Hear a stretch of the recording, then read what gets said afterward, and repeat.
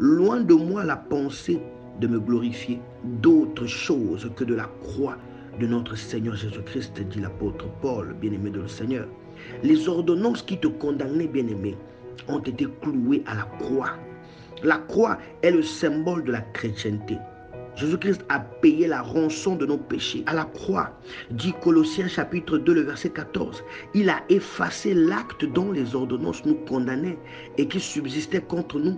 Et il l'a détruit en le clouant à la croix. Cet enseignement, bien-aimé, est pour toi, pour que tu sois révélé, que tu sortes de l'ignorance, que tu sortes des hérésies, pour annoncer l'évangile.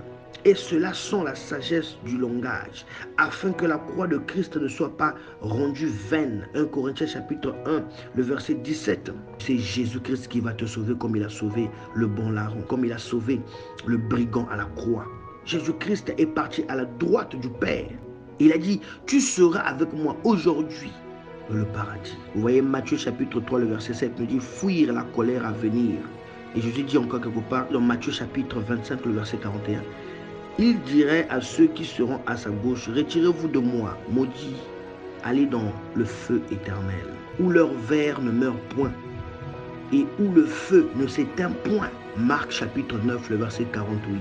Jésus parlait beaucoup de la géhenne. Bien-aimé, tu vas accepter d'aller dans un endroit comme ça, où le feu ne s'éteint jamais, où les vers ne meurent point. Et il nous a donné le moyen de vivre la vie éternelle avec lui, de partir au paradis. Personne n'a parlé des réalités comme Jésus-Christ. Personne. Alors nous devons faire très attention. Convertissez-vous, bien-aimés du Seigneur. Faites attention. Répentez-vous. Répentez-vous. Répentez-vous, mes bien-aimés. Acceptez maintenant Jésus comme votre Sauveur et votre Seigneur.